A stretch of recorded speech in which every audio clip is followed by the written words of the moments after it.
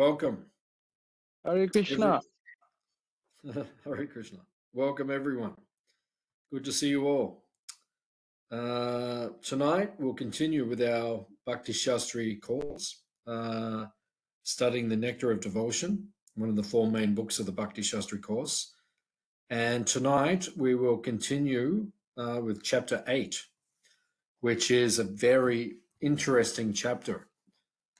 Because in chapter 6, we began to hear about how to discharge devotional service. So 64 ways were given on how we can perform devotional service. 64 items of bhakti.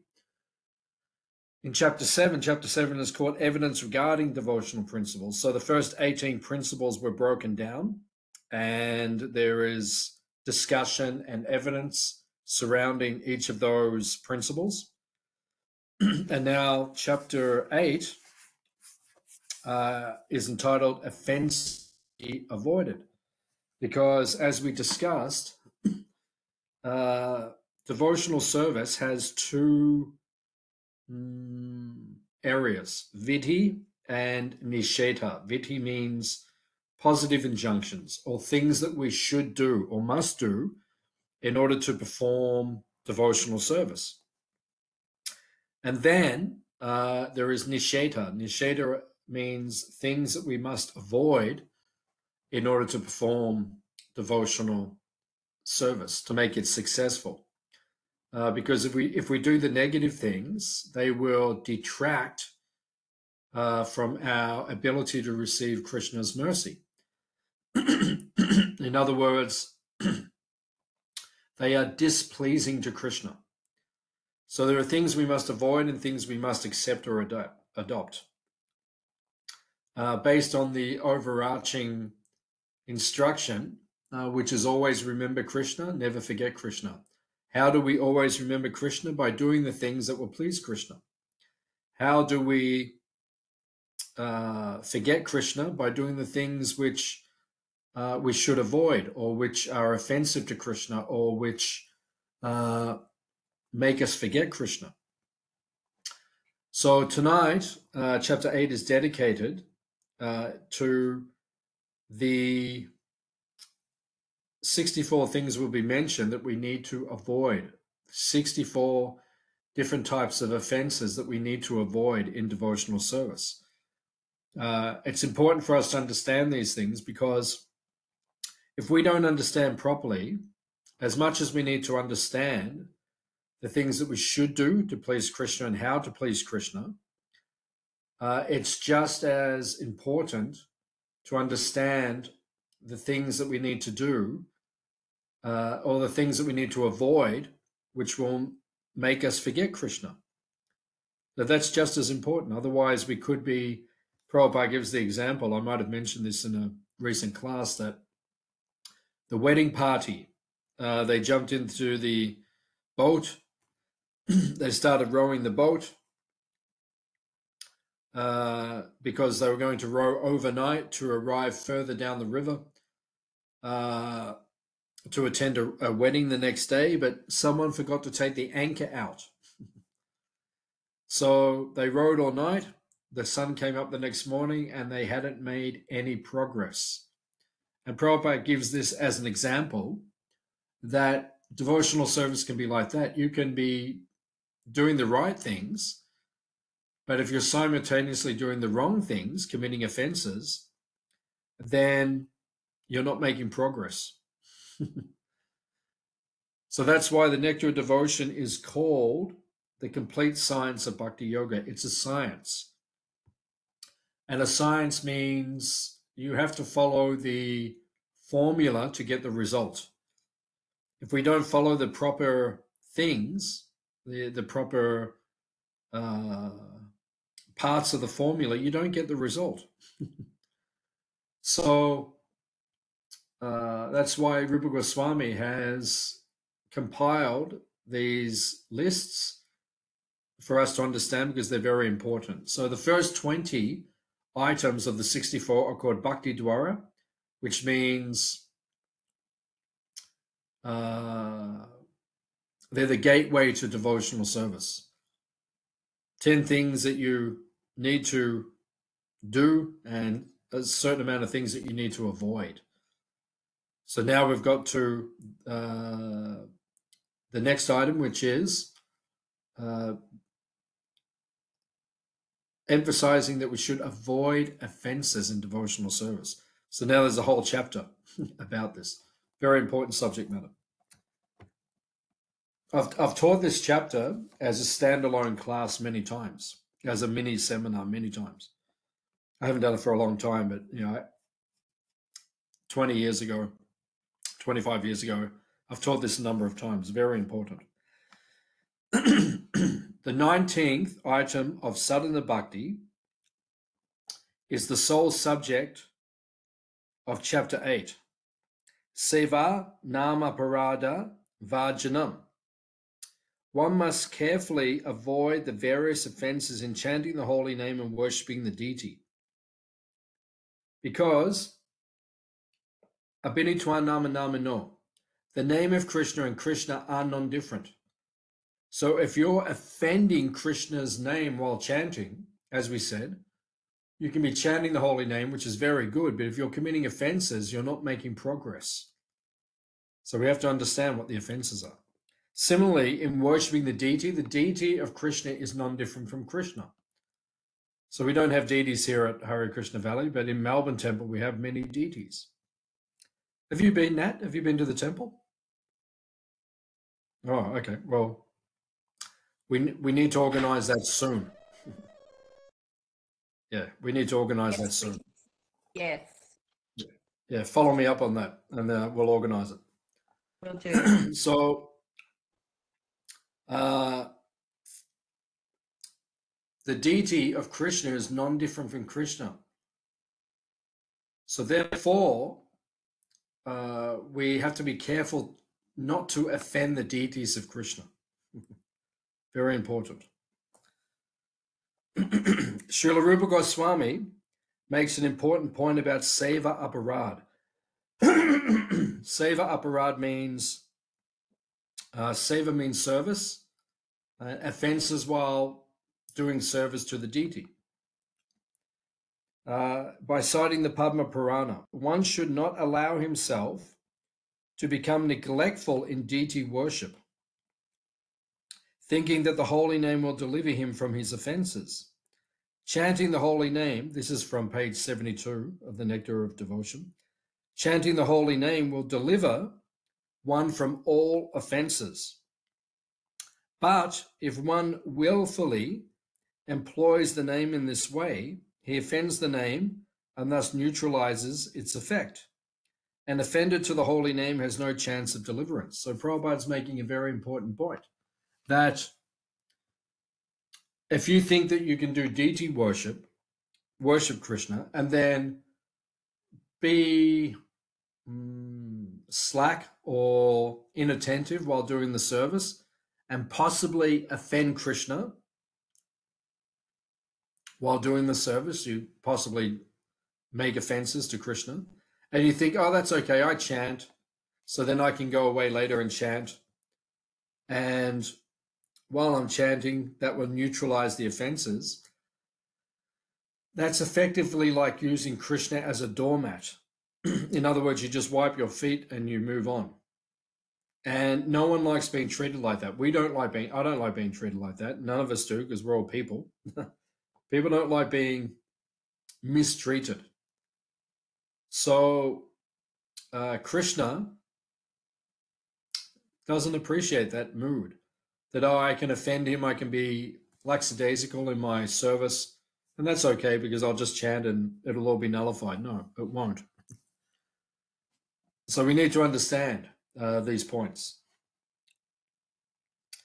As Srila Prabhupada mentioned in the introduction, there are two categories of devotional service, devotional activities, pravriti and nivriti, positive and negative actions. Avoiding offenses is an example of nivriti or nisheda, which means negation of activities that hinder our proper meditation on Krishna. As explained in chapter 2, the point of performing all devotional activities is to increase and inspire our remembrance of Krishna. Keeping this in mind, sorry, keeping this in mind will help us resolve any apparent contradictions. For example, Regulation 21, not to eulogize or praise anyone before the deity, and Regulation 30, not to fail to offer praise in the presence of the spiritual master, appear contradictory. If the spiritual master is present before the deity, it seems unavoidable to commit one offense or the other. However, we can easily resolve such contradictions by keeping the proper perspective and seeing the regulations as aids for respectful remembrance of Krishna. Out of regard for the deity, we may choose to praise the spiritual master in our minds, perhaps with discreet gestures or respect, or we may choose to openly praise him as the Lord's servant for the deity's pleasure. Neither is an offense, because they both ensure respectful remembrance of Krishna. The essential thing is to glorify Krishna and no one else. One can directly glorify Krishna or can indirectly glorify him by glorifying his servant. So these are some examples. There are nuances in these, understanding these offenses and applying them and trying to avoid committing them. So I will begin to read chapter 8. So we're going to go through the whole chapter, which means there are 64 items which are mentioned, 64 offenses to be avoided. So we will go through them, and then there's the 10 offenses against the holy name, which we'll also cover. So there's a lot in this chapter. If you have any questions or comments as we go, then please ask. In the supplementary Vedic literature, there is the following list of 32 offenses in the matter of serving the Lord. So I'll elaborate where I feel it's necessary, and if you have any questions on the nuances of these particular offenses, then just let me know. One should not enter the temple of the deity in a car or palanquin or with shoes on the feet.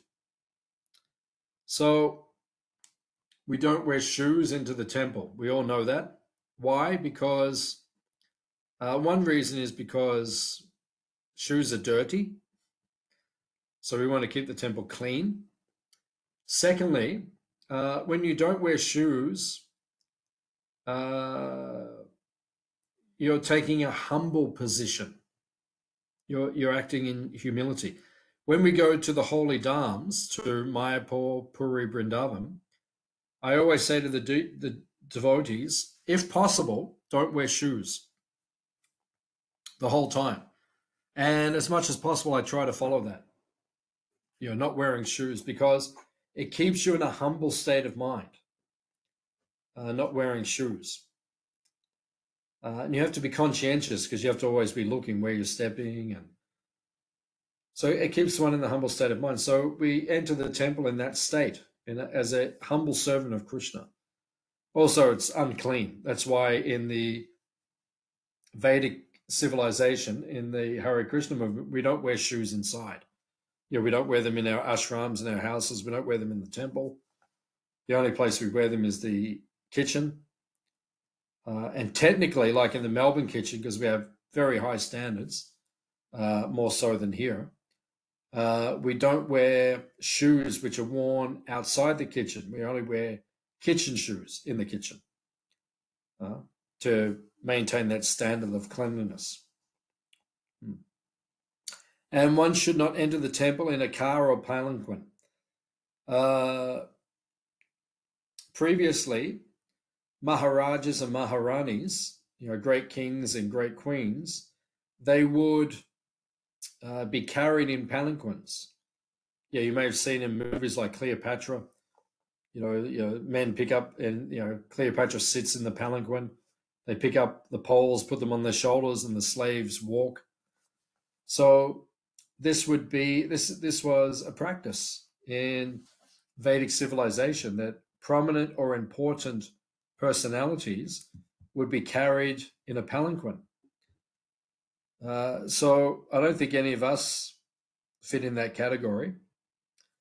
But if you do, you have to get off your palanquin before you go into the temple, because there's only one God. There's only one. When you're in the temple, the focus should be on Krishna. So it's inappropriate to, we could say, like, steal Krishna's thunder. In other words, it's not appropriate to accept a position of superiority in front of Krishna, or accept honor or worship unnecessarily in front of Krishna. Krishna is the topmost personality, and respect should be focused upon him. So that's why you wouldn't go into the temple in a palanquin. Number 2, one should not fail to observe the various festivals for the pleasure of the Supreme Personality of Godhead, such as Janmashtami and Ratha Yatra. So it's an offense not to observe these festivals. In the Hare Krishna movement, we have many festivals. Next Wednesday, actually, is Nrsimha Chaturdashi, the appearance day of Lord Nrsimhadev. So, because it's Nrsimha's appearance, we won't have class next Wednesday. I mentioned that last week. Because we'll be observing the festival for Lord Nrsimhadev. So any of these major festivals, and we have many in our movement, 6 or 8 major ones, I would say, something like that. We should not be neglectful of these festivals. We should stop everything and observe them as much as possible. Because it's an offense not to observe the festival. I mean, if it's unavoidable, like sometimes the devotees, they can't get out of work or something, then maybe that's excusable. But generally speaking, if at all possible, we must observe the festivals. We must attend the festivals. So in the Vedic culture in India, it's accepted. Like, I was in India recently for Holi, and they just have a public holiday, so everyone can observe the festival. It's just accepted. Everyone's going to not go to work. And we have those festivals in the West. We have Christmas and Easter, which people don't really follow anyway. But in our tradition, we should observe these festivals very carefully.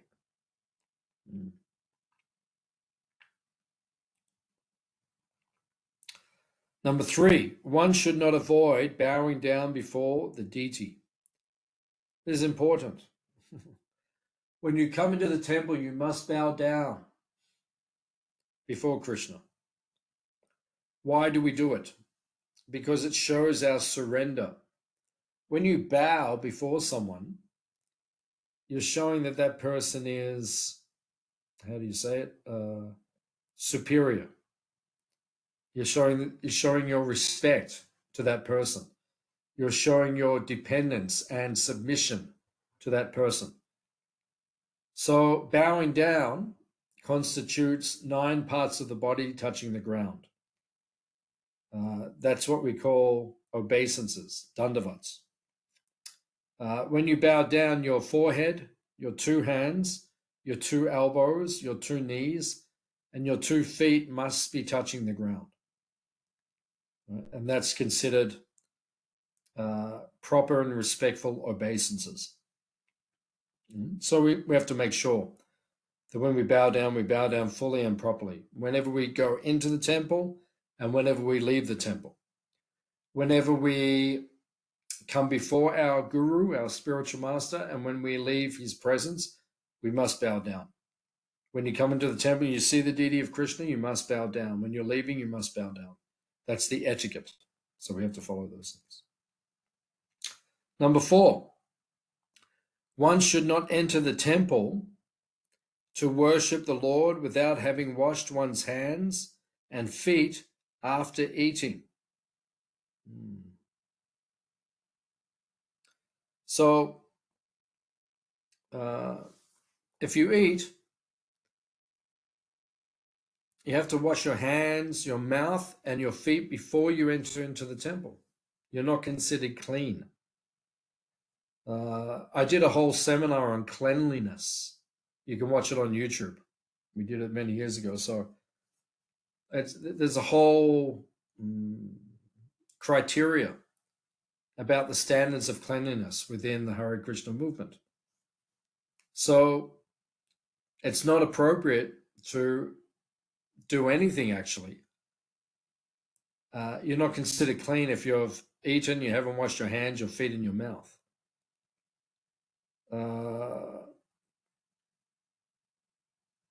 So you cannot enter the temple or engage in worship of the Lord without having washed your hands, your feet, and your mouth after eating. Also, when you pass stool, I explained this in the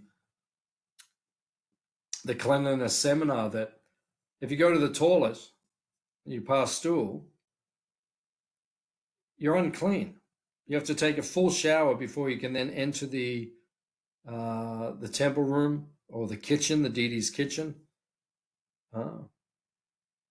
There's a whole system behind our cleanliness. You have to put on fresh clothes, or you have to take off the clothes you're wearing, take them off, put on another cloth, a gamsha we call them, or a towel or something. But there's even a science behind that.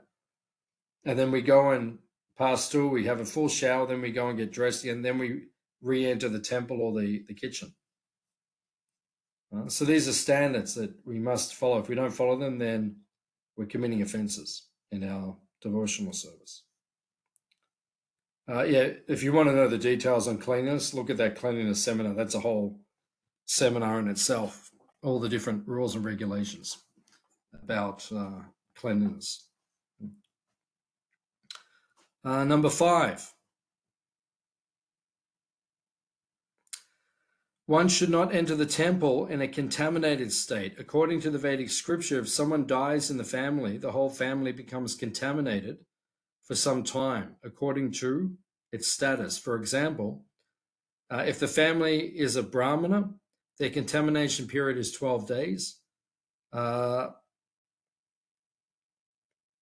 the Kshatriyas and Vaishyas, it is 15 days. For the Sudras, it is 30 days. So it says here that one should not enter the temple. Now, we have to make a clarification here. For example, many of you know what I'm talking about.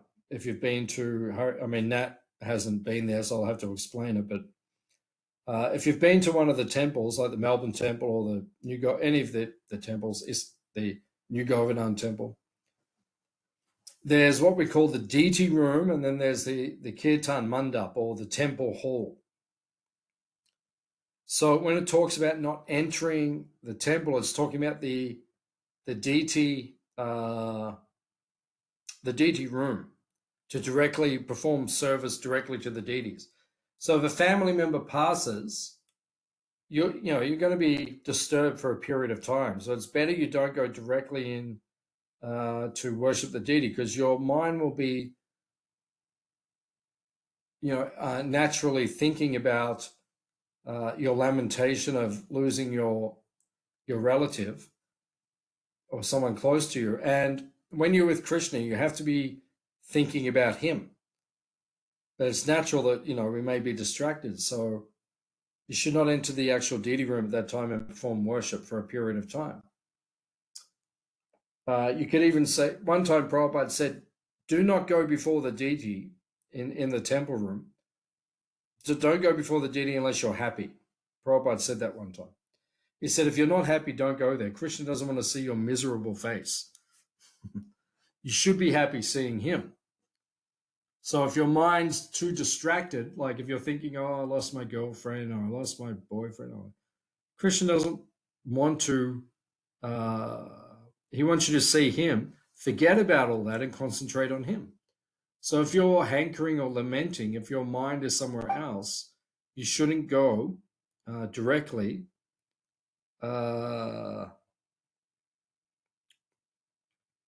you shouldn't go directly into the temple room.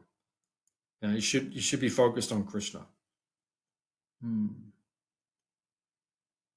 So it means that, especially the actual deity room where the deities are, if you're serving them, if a relative is passed, then you shouldn't go for a period of time. You can go into the temple room, you can go and see Krishna, because that will be beneficial for you. But as for going into the actual deity room, then you should avoid that. Number 6, one should not bow down on one hand. So an example of when we go into the temple, and when we go into the temple, we may be chanting our japa. So if you go into the temple, you're chanting, and then you bow down on one hand because you should not put the beads or the japa bag onto the ground. That's also an offense. Anything holy, like the Bhagavad Gita or your beads or anything holy, should not touch the ground. That's an offense. And if you do that, you should touch the item to your head to relieve the offense, and then you continue on. So if you're chanting, you go in, you just bow down on one hand, that's actually an offense. You should fully surrender to Krishna. So better you just put your beads down, bow down, then pick them up and keep chanting. That's an example of how to avoid that offense.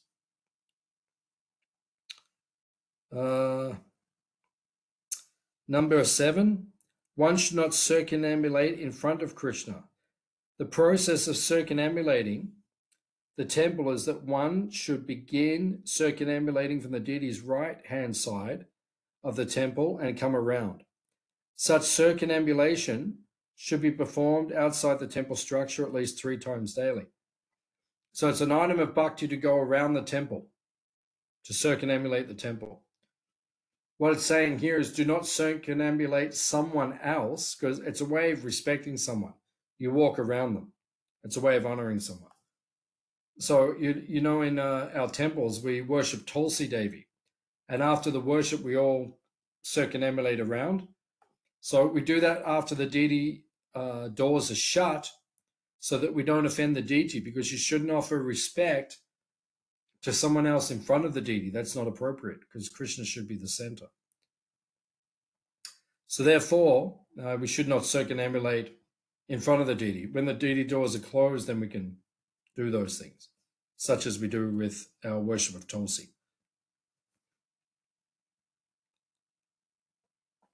Number 8, one should not spread his legs before the deity. So in other words, you should not stretch your legs out. To show a superior person your feet is an offense.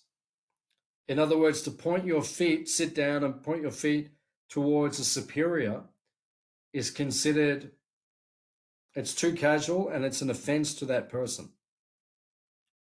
So we should avoid that offense. We should not commit that offense. Can everyone hear me okay?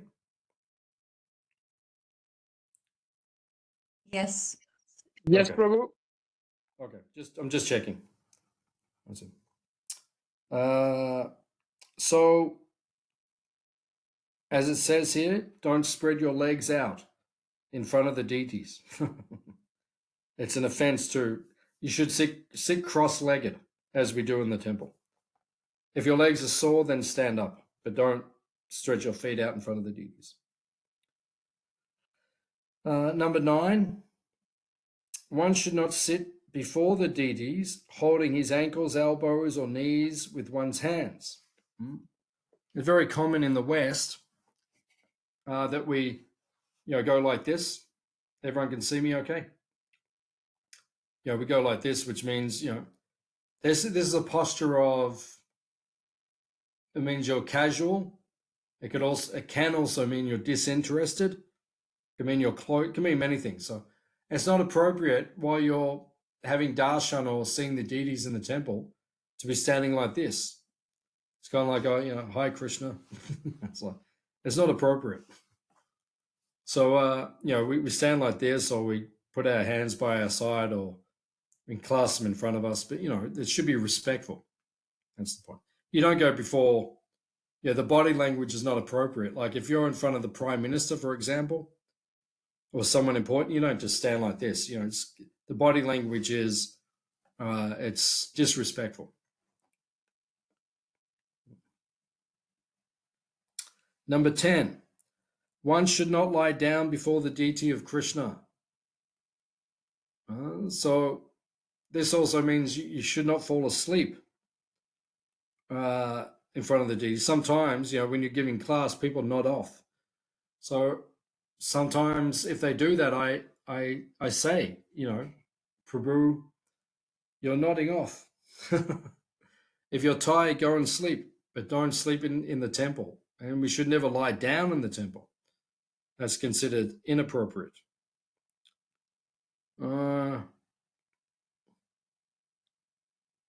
Number 11, one should not accept prasad before the deity. So we don't eat in front of Krishna. Right? We don't eat in front of the deity. This is not considered to be appropriate, that we just eat in front of the deity. It's not appropriate. It's too casual, and it's not appropriate. If you're in front of the master, you don't eat in front of them. It's not cultured. Right? You wait till they finish their meal, and then you'll eat somewhere else later. So we don't eat directly in front of the deity of Krishna.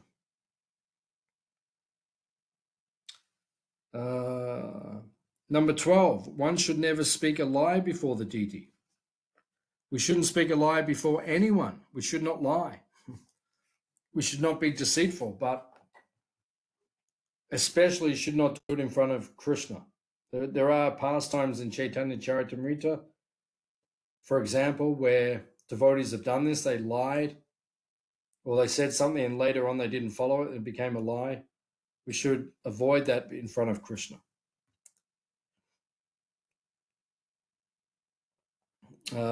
Number 13, one should not talk very loudly before the deity.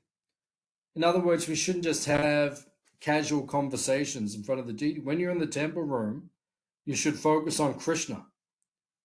When you're outside the temple room, you can talk. Sometimes I'm in the temple room with devotees and, someone's talking and then the conversation becomes a bit casual.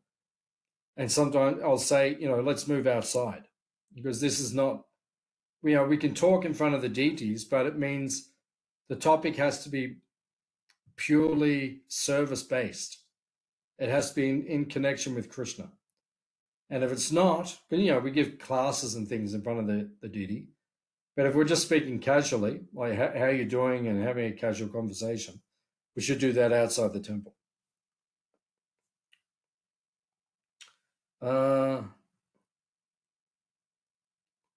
Number 14, one should not talk with others before the deity. Once again, this particular instruction is speaking about being directly in the deity room, not the kirtan hall or the temple room, but the deity room. You have to maintain silence while you're doing the worship. It's not appropriate to just have a conversation. Everyone should be focused on Krishna. One should maintain silence, actually. Number 15, one should not cry or howl before the deity. As we said previously, if you're disturbed, don't go into the temple. If your mind cannot happily or peacefully focus on Krishna, then we shouldn't go into the temple. Not appropriate to cry or, I mean, you might be crying over something spiritual. Maybe that might be permissible, but if you're crying over, I lost my girlfriend or my job or something like that, that's not appropriate to cry like that in front of Krishna. Number 16, one should not quarrel or fight before the deity. So that's obvious. Don't quarrel, don't fight in front of Krishna. Number 17, one should not chastise anyone before the deity. It's an important point.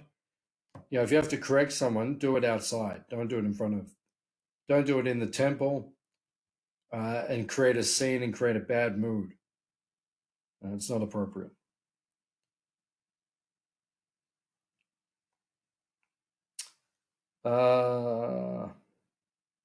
Number 18, one should not be charitable to beggars before the deity.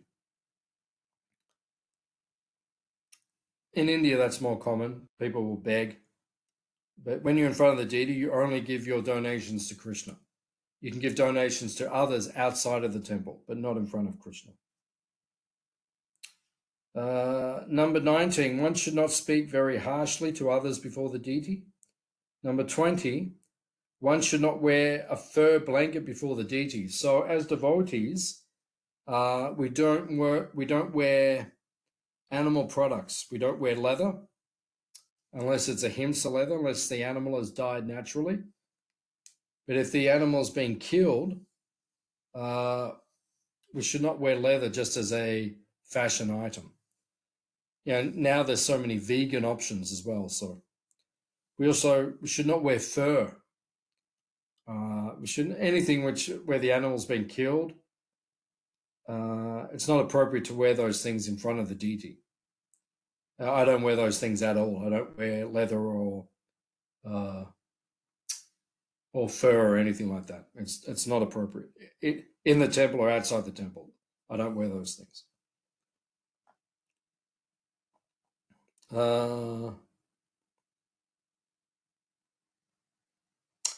Number 21, one should not eulogize or praise anyone else before the deity. So, as we said, when you're in front of the deity, you praise Krishna, right? If we're going to praise someone else, we should do that outside the temple. Number 22, one should not speak any ill names before the deity, which is obvious. Don't swear in front of the deity. 23, one should not pass air before the deity. This is especially in the deity room. If you're doing worship, you have to make sure you're not passing air. That's inappropriate. Number 24, one should not fail to worship the deity according to one's means. In Bhagavad Gita, it is stated that the Lord is satisfied if some devotees offer him even a leaf or a little water. This formula prescribed by the Lord is universally applicable, even for the poorest man.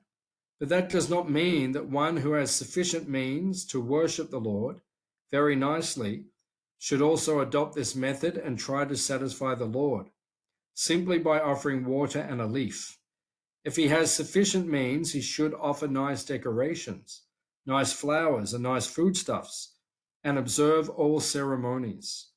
It is not that one should try to satisfy the Supreme Lord with a little water and a leaf, and for himself spend all his money in sense gratification. So, if you're rich, you need to be giving a substantial amount of money to Krishna. Otherwise, you won't become purified of that attachment. If you're poor, you should give something to Krishna according to your means. Just like Ambarish Prabhu, who is Henry Ford's grandson. He's given $30 million plus to build the TOVP, the great temple in India. That was Prabhupada instructed. He's very wealthy. Prabhupada instructed him, use your wealth for that purpose, and he's doing that. And he just sent a letter out the other day to the whole movement. They're doing a special campaign at the moment to raise more funds to finish the temple in Mayapur. And he said that he will match dollar for dollar. So if they raise $1 million, he'll put in $1 million. So he's very generous. That's how we should be with our wealth. Number 25, one should not eat anything which is not offered first to Krishna. That's called prasadam. We should only eat prasadam, or the food which is offered to Krishna. Otherwise, Krishna says you're a thief. If you eat food not offered to him, you're a stena, or thief, he says in Bhagavad Gita. Number 26, one should not fail to offer fresh fruit and grains to Krishna according to the season. We talk these days, we talk about eating seasonally. Krishna's always done this. You offer Krishna whatever's growing. According to the season, it should be offered to the deity. The best quality food stuff.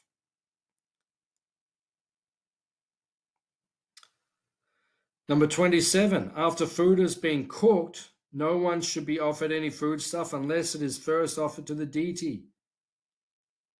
So we don't eat anything unless it's first offered to Krishna.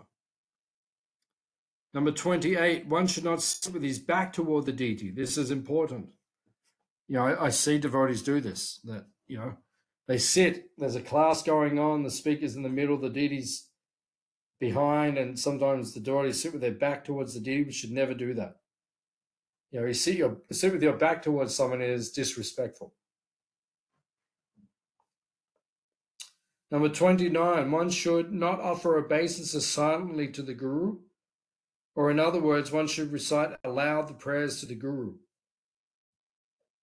So when you go into the temple and we're offering our obeisances to Prabhupada, for example, it should be audible. Nama Om Vishnu Padaya Krishna Prastaya Bhutale Shrimati Bhakti Vedanta Swami Miti Namane. We should not speak just silently, but we should actually, people should hear us. And the person we're offering our respects to should hear us.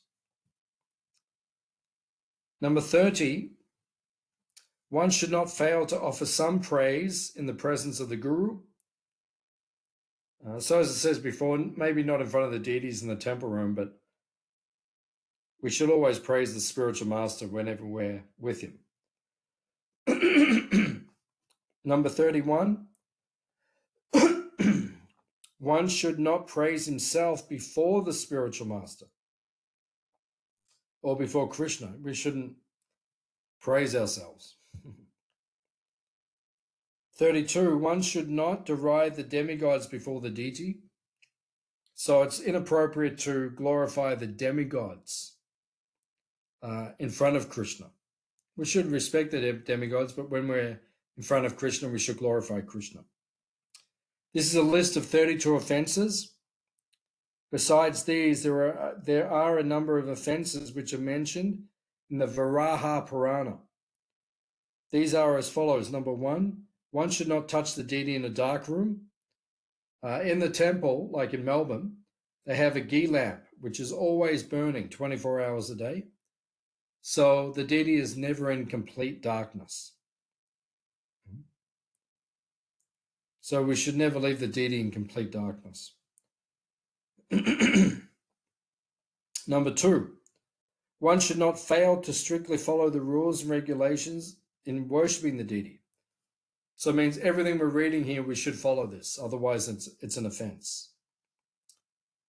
Number 3, one should not enter the temple of the deity without first making some sound. So you see, like here at Hare Krishna Valley, at the Melbourne Temple, we have bells. So we should make some noise before it's like ringing someone's doorbell. You do this so that people can understand that you're about to enter. Number 4, one should not offer any foodstuff to the deity which has been seen by dogs or lower animals.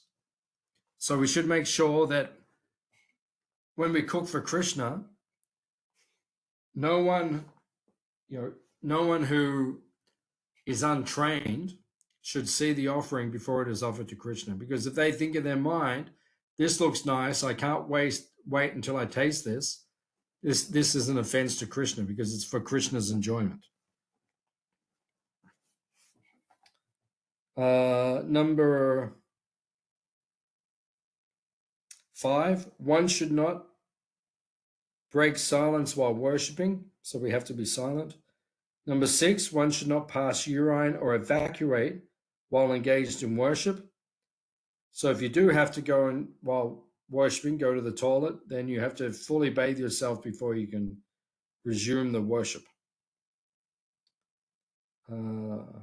Number 7, one should not offer incense without offering a flower. So if you offer incense to the deity, always offer a flower as well. Number 8, useless flowers without any fragrance should not be offered.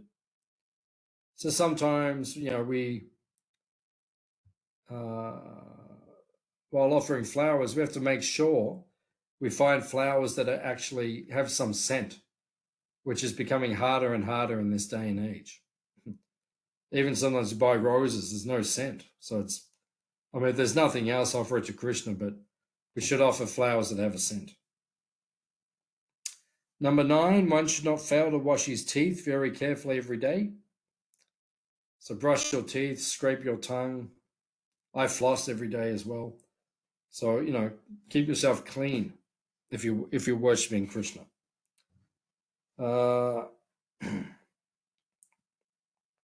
Number 10, one should not enter the temple directly after sexual intercourse.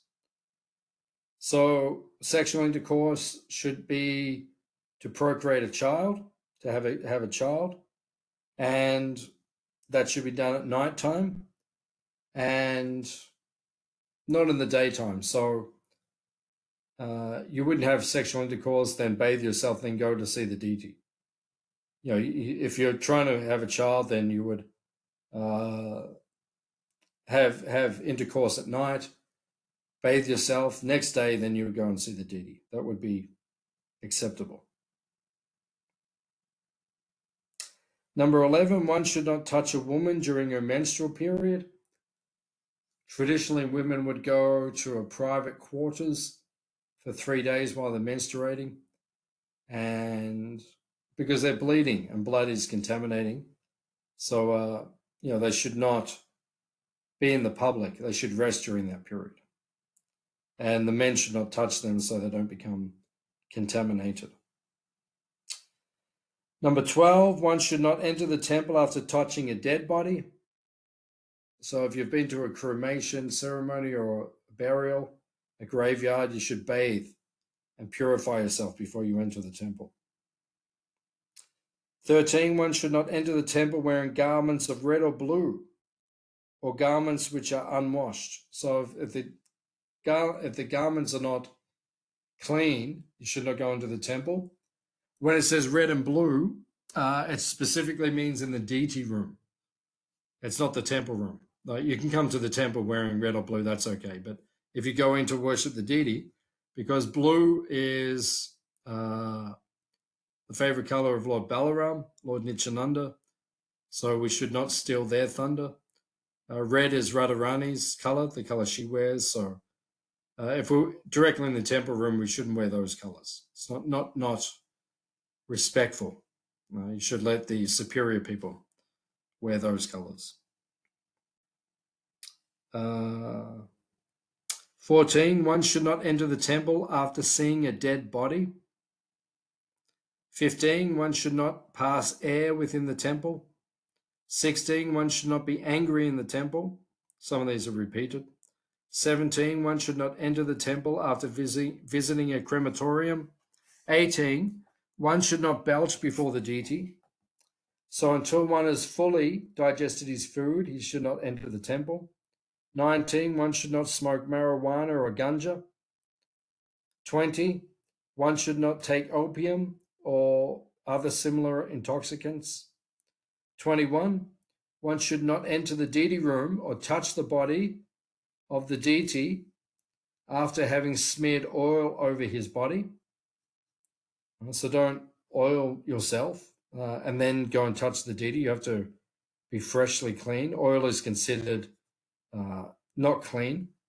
We should oil our bodies, but not just before we go to worship the deity. 22, one should not show disrespect to a scripture teaching about the supremacy of Krishna. So if you disrespect any of the statements of the scripture, that's offensive to the deity. 25, one should not offer a flower which was kept in an unclean pot. We go through that in our cleanliness course. Don't collect flowers or paraphernalia for the deity in something that's unclean. 26, one should not worship the Lord while sitting on the bare floor. One must have a sitting place or a carpet. 27, one should not touch the deity before one has completed taking bath. So make sure you're clean before you enter the temple room. 28, one should not decorate his forehead with the 3-line tilak. We wear Vaishnava tilak. 29, one should not enter the temple without washing his hands and feet. So some of these are repeated. Other rules, Prabhupada says, one should not offer foodstuff which is cooked by a non-Vaishnava. So if, for example, you can't buy a vegetarian pizza and then offer it to the deity because it's not cooked by a devotee. You can only offer things to the deity which are cooked by devotees. One should not worship the deity before a non-devotee. That's why we put the curtains up and we worship the deity behind closed doors. One should not engage himself in the worship of the Lord while seeing a non-devotee. One should not begin the worship of the demigod one should begin the worship of the demigod Ganapati or Ganesh.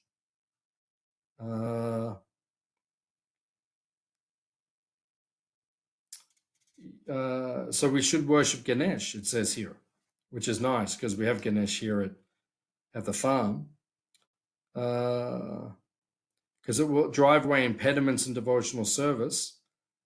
Of course, Prabhupada explains here that Ganesh gets his power from Nrsingadev. So in ISKCON, we don't worship Ganesh directly. We worship Nrsingadev and he removes our obstacles. The deities should not be bathed in water which has been touched by the nails or the fingernails.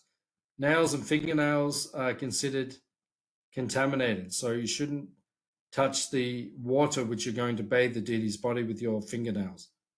If you want to test the temperature of the water, you touch it with the back of your hand. When a devotee is perspiring, he should not engage in deity worship. It's very difficult in places like Mayapur where it gets very hot.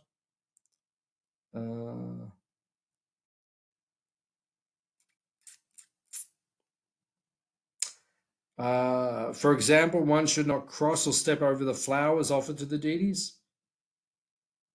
So don't step over anything which has been offered to Krishna. One should not take a vow in the name of God. You can't say to Krishna, I vow I will do this, because maybe Krishna doesn't want you to do it. If you're going to take a vow in front of the deities, you better make sure. Like when we take initiation, we take vows in front of the deities. You better make sure you follow them. It's not a small thing.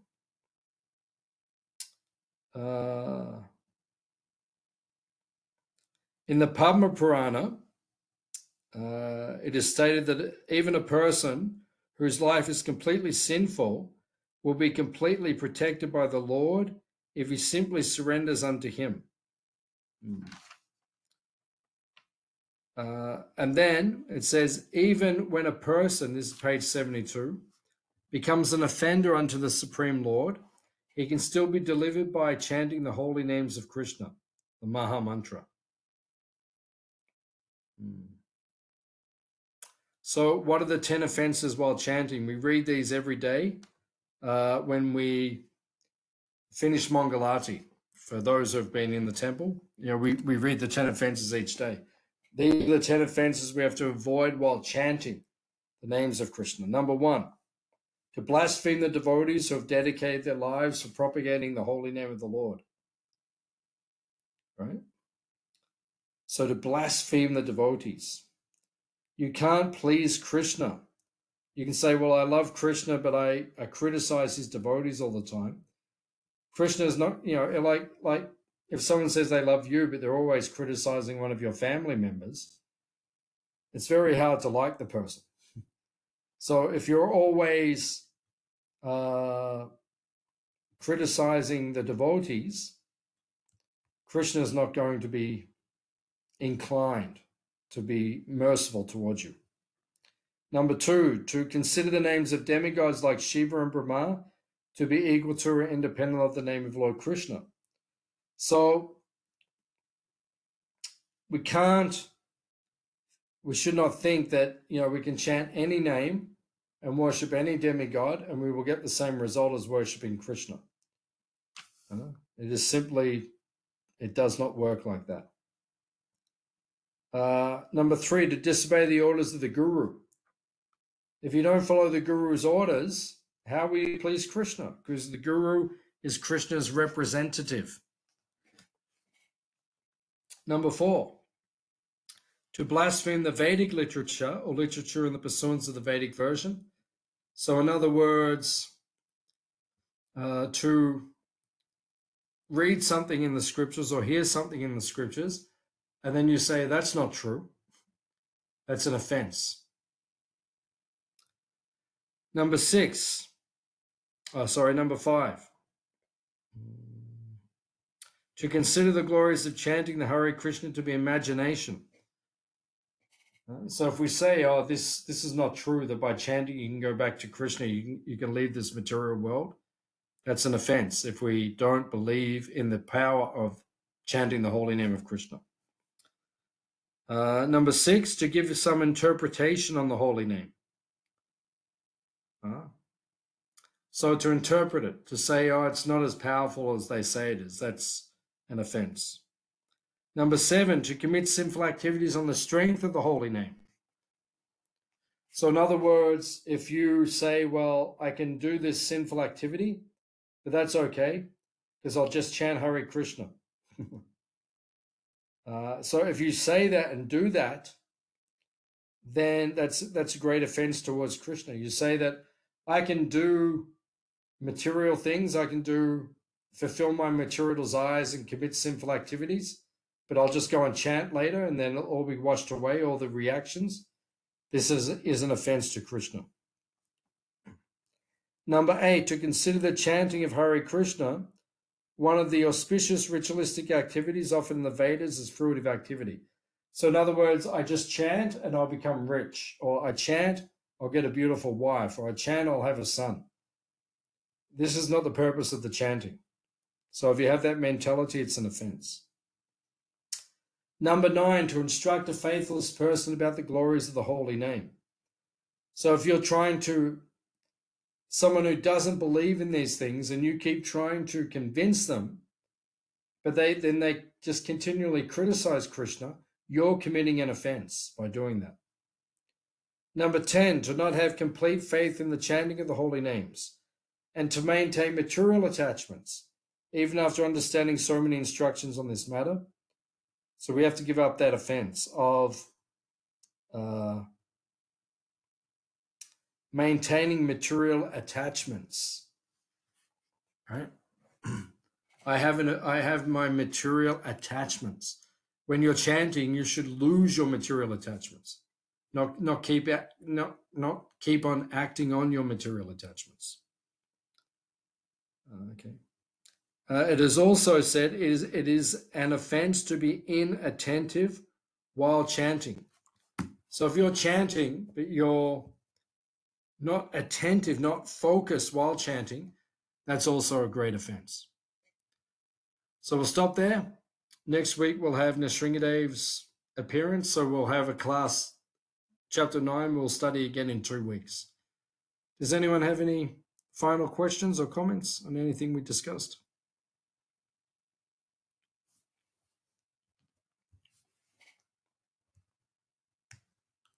Okay. We'll see you all soon. Thank you all for coming. Okay, Keshava, I just couldn't press the mute button. Yeah, I was cool. just wondering about what we're supposed to be learning, because there's a lot of different info, like a lot of the last 2 chapters and this chapter. There's a lot to be learnt. So I was just wondering what parts of it we need to be learning. Just study everything, and then I'll do an overview class after chapter 19. And whatever I speak in the overview class, that's what you'll need to focus on for your exam. But at the moment, just read everything. Just try to absorb as much as you can. But what about memorizing? I gave you verses to memorize, so memorize the verses. Other things, you know, you don't have to memorize all the offenses, but yeah, what's that? like the 64 items, how many of them do we need to learn? Like the first 10 or something, or? Just be familiar with them. I mean, the 64 that we, you know, spoken of in chapter 6, you should be familiar with them. I mean, you've been in devotee for a number of years. You don't have to memorize them all, but you'd be familiar with most of. You'd be familiar with most of them. So just study them. When it comes down. No, it's not like that. You might have to write a few in your exam, but you won't have to write, dozens. It won't be like that. Okay. Then in terms of chapter 8, the 64 offenses, be familiar with them, but you don't have to memorize them. That's all. Okay. All right. Okay. Okay. Okay. Thanks so much. Okay, we'll see you soon. Okay. Haribo. Hare Krishna. Hare Krishna. Haribol. See you all soon. Yes, sir, Prabhu. Hari Bol. Hare Bol.